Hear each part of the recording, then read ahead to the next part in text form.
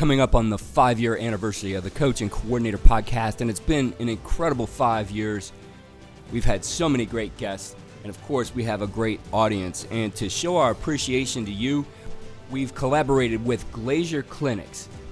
We've put together a package for you if you win this drawing. It's a Glazier season pass for your entire coaching staff, which includes your high school, junior high, and feeder programs, unlimited access to all the Glazier clinics, unlimited Glazier Drive access. That's a $399 value. We've also put together a travel package for you. Travel expenses for one clinic, hotel, flight, rental car, or mileage, up to $1,500. So it's easy to enter to win. Go to glazierclinics.com/win. We will announce the winner on December 12th, which again is the 5-year anniversary of Coach and Coordinator. We appreciate all of you, and good luck in the sweepstakes. Get all the details and enter to win at glazierclinics.com/win.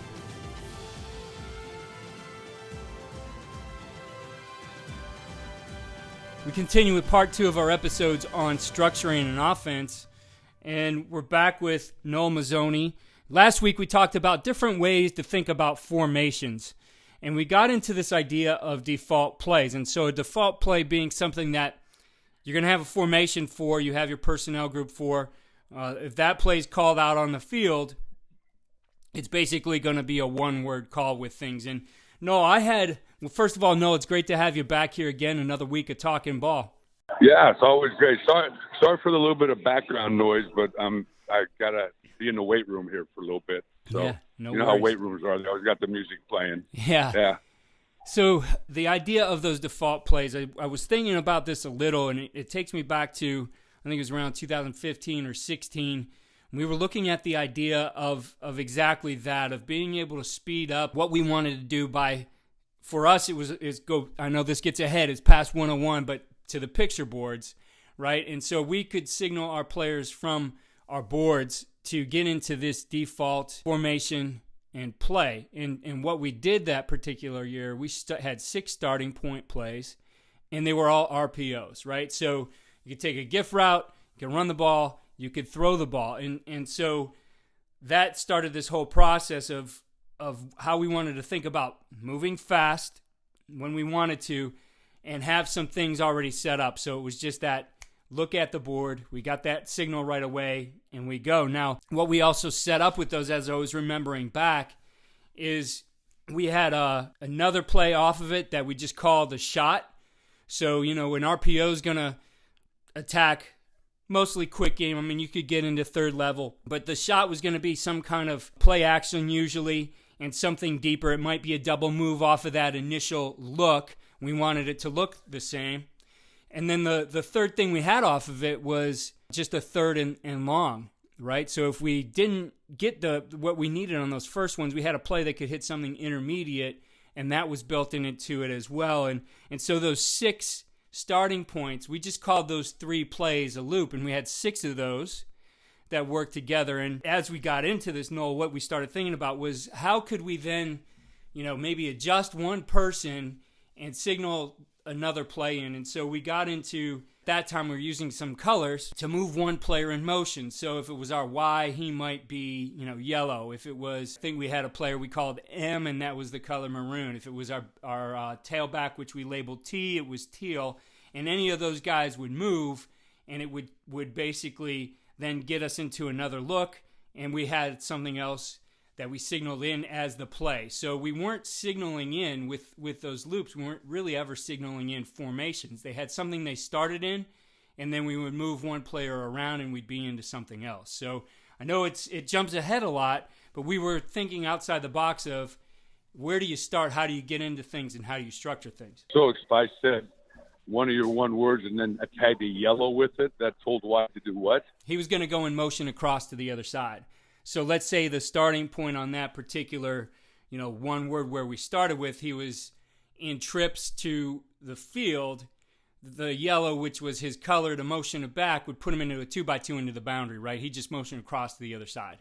So they would look over, see that real quick, be able to line on the ball and move back to the other side. So you could go from 2x2 to 3x1 or 3x1 to 2x2. Exactly. Right, right. And were they different words? Yeah, they were. They were actually. It was running all off of picture boards at the time. So these picture boards we had. Uh, Oh, I gotcha. So you threw a picture up, it told them the formation, Yep. and if there was a yellow card next to it, it told the white motion to that formation. Right. Well, it started with one on the right, and a series might start with that RPO play, that run. We had a run pass option. They could take the gift, right? So Right. let's just say it's 3x1 stick draw, okay? And our Y is the number 3 receiver, and so they're to the stick. They're to the field. We line up that play. We throw the stick, and then the next play, we want to get him into 2x2 and throw a concept that is basically like a slot fade. We want to throw the slot fade to the boundary, and I can't remember what we had paired with it to the field. I think they just had some complementary routes coming across, so we would look to the left and scan into those guys. Right, yeah. So after that first play, which was stick draw, all we did was we threw up the picture board that had something yellow on it. Let's say it was a banana, right? And that told the guy to move across, and then they looked at they had one they're looking at, basically giving them who's moving and or a starting point, right? It's because we could hop into another starting point. And I think any of our starting points were just the color black, and then they'd look at the number. So black, and then the second board had both a number and a picture, right? So it could be either one, right? It didn't have to necessarily be that it was always the picture, just to keep things clean for our guys. And so if that second play that we called was slash, as I said, he saw yellow, quarterback would motion him across right away. He's into the boundary, and now we throw slash. But the beauty of this system, as we were playing around with it, is we really took a lot of signaling out, and our guys could look over really quick, and we could move. Because when you think about it, and we did a study on it, I think in our conference we found that the fastest we could expect a ball to get set might be 9 seconds, and usually it was somewhere between 9 and 11.5 seconds average where that ball was going to get set so you can run the next play. So you have that little amount of time to make your decision and get it in. But again, it's thinking of that idea. How do we simplify some things maybe and think outside the box? So let me ask you this. So, okay, you're in 3x1, you're going to run stick draw. Yep. Was that a one pitcher play for you? Yeah. So if you imagine, there was actually a third guy who was a dummy, but you got 3 guys with boards standing across. The first guy, his has really nothing mattered but the colors on that board. So black always told them if they saw black, they knew that was going to be a starting point play, and they had memorized 1 through 6. So on that next board, it was going to be the number 1 through 6, and they go. Black 2 is a play. Yeah. Black 2 is a play. Yep. Okay. That's the one word thing. If they look at the board and they see a different color, like I said, I think it was Y was yellow, M was maroon, T for our tailback was teal, and we didn't necessarily want our outside guys moving. We trained those guys to always be on the right side of the field or the left side of the field. Right. Okay, they were just going to stay there the whole game. So we would move our interior players to keep things moving along quick. So if we went and looked and it wasn't a starting point again, we just would move from like a 3x1 to a 2x2 if we wanted, or teal would just tell the back basically to bounce from one side to the other, right? That was his little motion. And then we were into, whatever the picture board was. If it wasn't black, it was a picture. And so the picture would represent a play concept. So did the black picture board also tell them the formation? Yeah, it was like we talked about, a default, right? So it just started in whatever the default was for that. 3x1. Yep. For black. So black is defaulted to a 3x1 formation. Black was just defaulted to whatever we memorized that number was. And we had 6 of those starting points. points. Yeah. I gotcha. Yeah. I gotcha. So it could be different for various formations. Yeah, there were various formations. But at that time, it was a lot of... They had to know. Yeah. It was pretty much your standard. There's 10 and 11 formations, right? Four wides, or one of those guys would move in and run tight. And we could run with different personnel groups, right. primarily we were a 10 or 11. Right. Well, that's interesting. It's just different way again to think about those, Yeah. about where do you start? Yeah. Because we were trying to simplify, field and boundary, and being able to tell your guys, you line up here and run this particular play. Right. Huh. I hadn't thought about that. So black, you got black, brown, green, whatever. That was a series of plays. Yeah. What if you started using colors to give you series of plays by formation? So say black was 3x1, always to the field. Yeah. Green was 3x1, always to the boundary. Yellow was 2x2. Oh, you know what I mean? Right. And then had a group of 3 or 4 plays in each one of those colors, and then and I know you're using the colors for also using colors for the motions, but had just another way if you wanted a motion to that. Yeah. I don't know. Interesting. Yeah, I think when you look at it, if you want to be fast, you have to find ways, I think, to keep some flexibility into what you're doing, but at the same time, be able to have all the tools you need and be simple, right? I see a lot of times that you take away from what you can do because you're leaning more on the simple side. Right. So this brings up another question on this, because I get this question all the time is, all right, so did you verbalize anything to the line? For us, the line was, they were looking at the boards as well. They didn't worry about any kind of motion, so they were just looking at, am I looking at the number or am I looking at the play? So the first board would basically tell them what they need to look at on the second board. So they had to know, say, black 3 was stick draw. Yeah. Right? Right. So they looked over, they saw black 3, they knew they were blocking draw. Correct. Black 4 could be pin and pull. They saw black 4, they knew that was pin and pull. Yep. All right, so now does your quarterback have to direct the direction of the play to the O-line? That was also, for us, tied to field or boundary. Let me think about that, how we were doing that. I think we took it out of the quarterback's hands. We really weren't doing a ton of same side stuff, but we would bounce the back one way or the other. So I'm trying to think back to what it was. I think we had our here's what it was. We had our default play, and let's say it was pin and pull was going to go to the field, okay? In those, our back would have been aligned to the boundary. But if the line or everybody saw teal there, they knew he was flipping to the other side and the play was going to be run into the boundary, right? So the teal was, not necessarily a motion, but he was just going to move from one side of the quarterback to the other, right? He was going to flip sides, and then we'd run that play. But how did the line know the pin pull, what was then going to the boundary? The teal color would tell him it was going to get flipped because the back would move to the other side. So they would see 2 boards, teal, black 2. Yeah, teal, and at that point they would see whatever the next picture board went to. So our we did have pin and pull, so they would see whatever that picture was for pin and pull, right? Yeah. The only time they were looking at the numbers or the black 2, black 3, whatever it might be, was when that first board was black. It would tell them instead of looking at the picture, you're actually looking at the number on that. So it went back to that idea I started with, where my picture boards, you basically had 2 dead quadrants when I was doing it in quadrants. Right. And the word that I had on the board could be live or the picture. Well, this is similar in that instead of a word, we just have a number.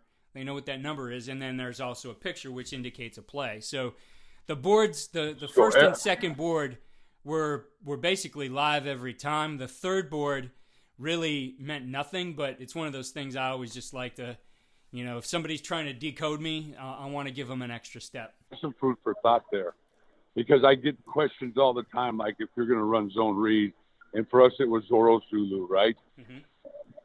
So if your line is not reading a signal or reading a board, they have to be told by the quarterback. Right. So he comes up and he's going Zulu, right? Well, coaches and the players, after a while, so many games, or in the course of a game, they're coming off saying, hey, they know Zulus. They know Zulu will run a zone to the left and Zoro, you know what I mean? Yeah, always, right? They start, because you're verbalizing. So they're hearing that stuff, all right? So always looking for ways. Then you say, okay, well, let's use then pretty soon you end up with 4 or 5 words for the same play. Right. Which you're trying not to do.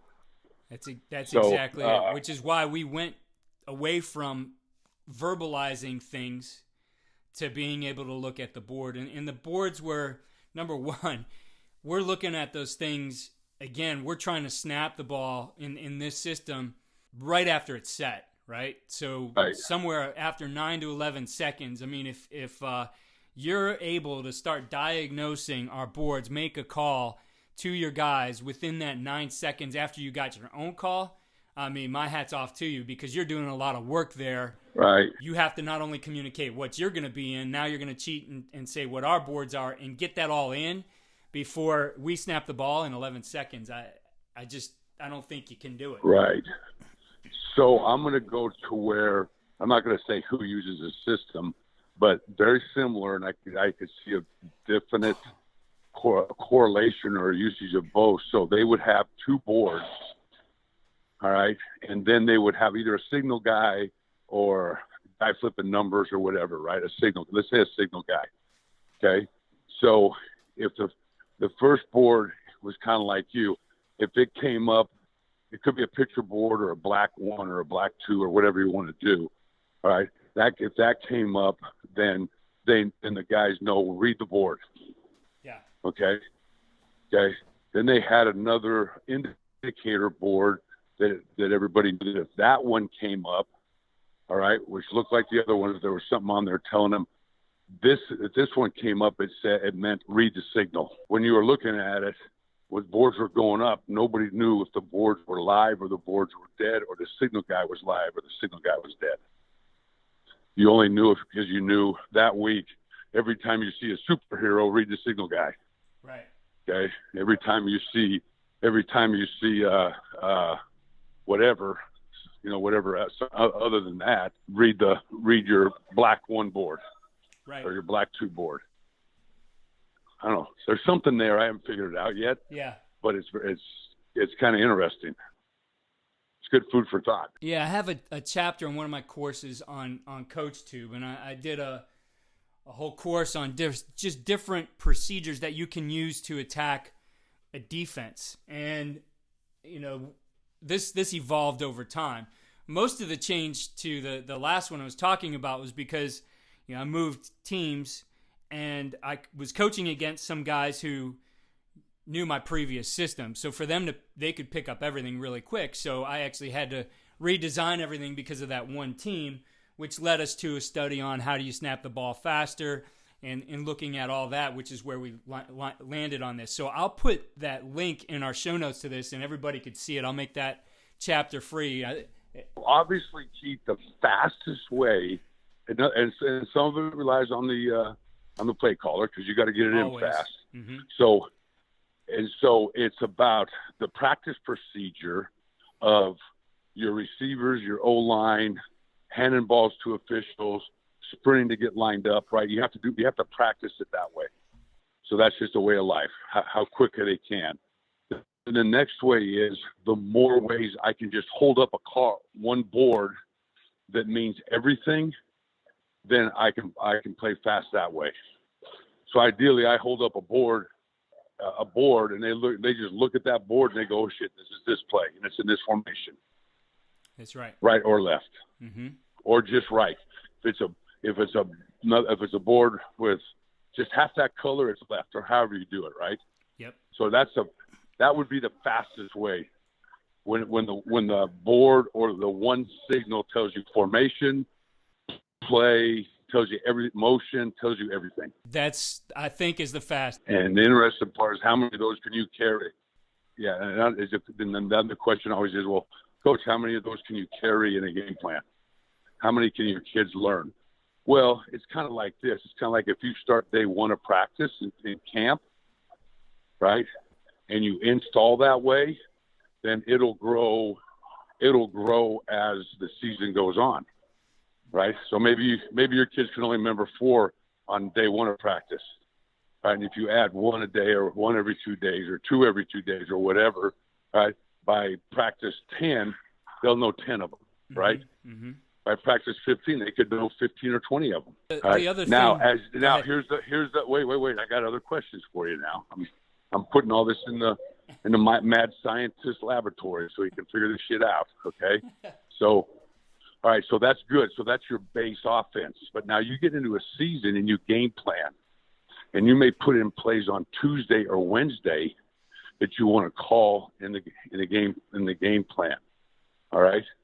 So now you have to have a regular signal system because you don't have to, you can't expect your kids to learn a whole new concept, formation with emotion as a one-word play in a day or two. So you got to tell them, dual right, F quick, but whatever, right? So they're game plan specific plays. Yeah. Does that make sense? It does. I think. And I've thought about that before and how that works.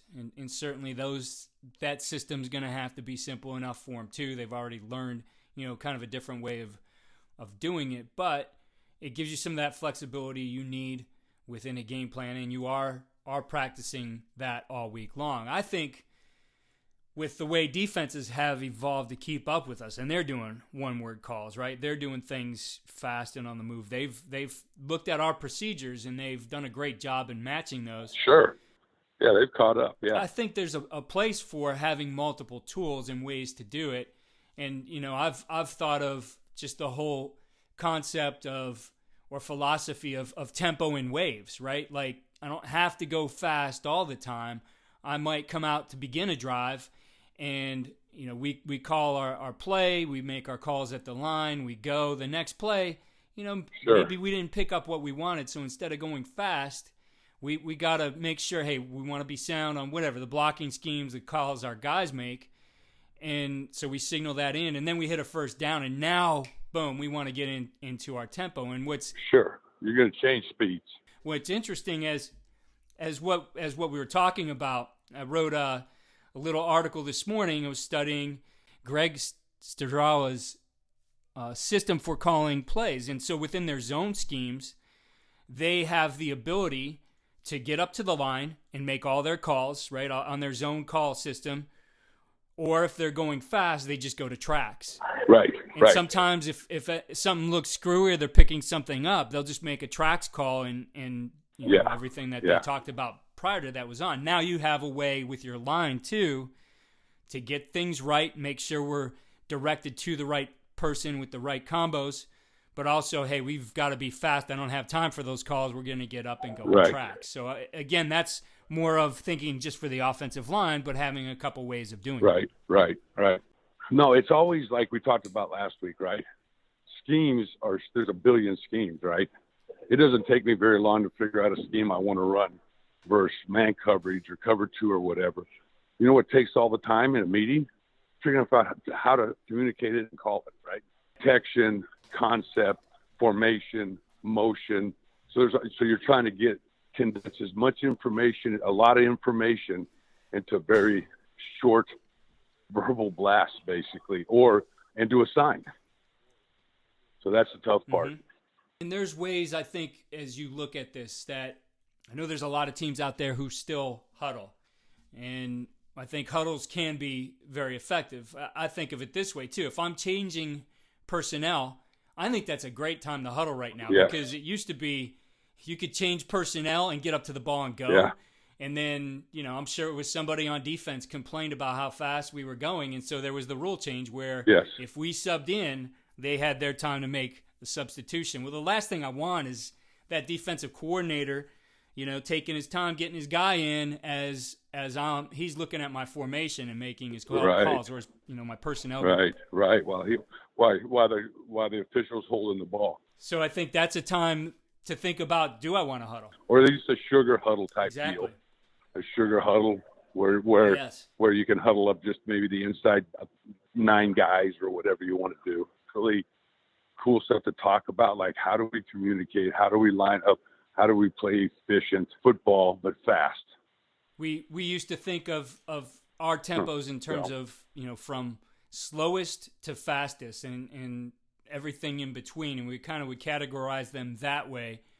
And with all the procedures we had, we would look at what do we want to use in our game plan, and then we would think about procedures as, like you would a play or a scheme, kind of counters to something, to utilize that as a weapon as well. So as an example, using the same personnel and formation group, and I have this example somewhere, maybe on YouTube, but we lined up in a formation, motioned a guy across, and ran our counterplay. We hit that one for 8. I have no problem calling things again, so we just gave our signal for again. No motion. Anytime we went again, we just called it our on the ball procedure. Forget the motion, just line up where you ended up and run the same play. So we did that again, picked up another 9 or 10, did it again, and then we had a procedure that stay in that and just get the next play call. Don't change the formation, right? You're not worrying about signal for formation. You're just going right to the play call. And so we changed it to an outside zone. Hit the outside zone big, we go again. Hit the outside zone big, we go again. Eventually, we're down on the, I think we ran 3 outside zone plays, and we're down inside the 10, and they called timeout. And so we went to, now typically we have a board that would give them this sequence, but we would have 3-play sequence, and sometimes we'd say, in this particular case, we just said, hey, forget the 3-play, we're doing 2. We're going to go outside zone one more time and immediately line up and run the naked afterwards if we don't get in. And so we did exactly that. Right. I'm looking upstairs, for what are they doing? Because I like calling it upstairs. Everybody flowed to the ball perfect, go with the naked, so they just look to the sideline. They see our guy who signals tempo, just giving the run it to them. So they peek over there, they see run it, they get up on the ball and go, and everybody run fits. Everybody. Nobody's covering anybody on this particular play, including the corner. The corner, for some reason, ran in. No, I love it. Right? So that became a procedure for us, and I think we started using like pictures of MLB teams, our logos, and we were just, I think we called them our home run sequence, right? Some point in there we'd hit the home run. And usually it was like a run, pass. I love it. Yeah. I dabbled in it and didn't really wholesale to it at A&M during camp of, okay, you got 1-word tempo plays, right? Now you got 2-play tempo plays, right? Mm-hmm. And then the 3rd play was always, and just like you said, like we were doing Greek gods, like Zeus. Exactly what you said. Outside zone, naked. That's just tempo. Bang, bang. Yep. And the 3rd tempo was same formation, hard count. Anticipating that it was, going to be a 3rd down. Okay. So a 3rd down. So if I needed to run something different on 3rd, I don't know. But I think that's really the 2-play tempo. We're going to run these 2 plays right back to back. Now, when you did that, they would look over and kind of get the, okay, run the second one. Run the next play, yeah, right? Which was a real quick signal. Run the next play. Yep. Because if you didn't want to run, if something happened to shitty or whatever, you could always change. Kill it. Yep. Yeah, kill it. Okay. No, that's good stuff. I think coaches, as coaches, we need to spend more time in the procedures of all that stuff during practice and coming up with new ways to do your tempos, 2-play, 3-play tempos, right hash, left hash. I remember a long time ago, I used to always run, used to have a call to always run stretch play. And it was just, they just knew they always ran it to our bench. Right. Right. No matter where the ball was, they just, you give them a signal and they know we're running stretch to coach. Wherever you are, just run stretch to me. Could be in the boundary, could be the field. Just stuff like that, right?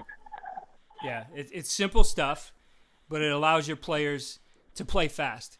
Not just from a tempo standpoint, but when I can especially visually recognize those things, because a lot of our learners are visual, so they see that picture or whatever it might be, and they go. Because I got away from verbal signals. The exact reason you talked about that, inevitably every game by some point, 3rd quarter, let's say, they were calling out, hey, this is a zone. Hey, this is, right, whatever it was, up and down we were using as right and left, had like all these different things for right and left. And right.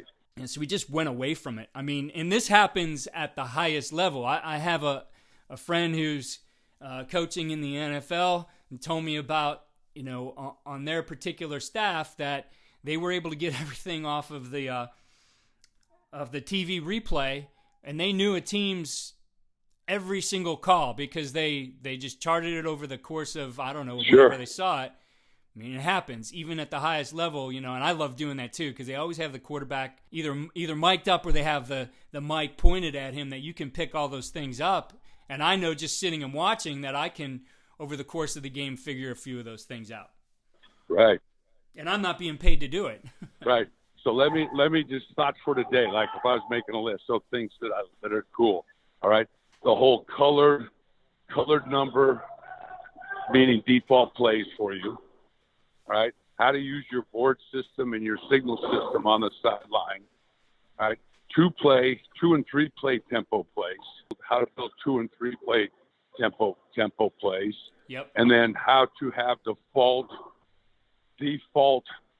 So if I just call curl flat and I don't give you a formation or a motion or anything, there's a default formation for every concept. Yes. So, I mean, those are all great things to incorporate in an offense.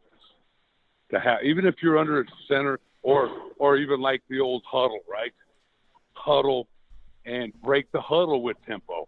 Yes. In other words, my receivers are lined up out there. We just kind of huddle right here.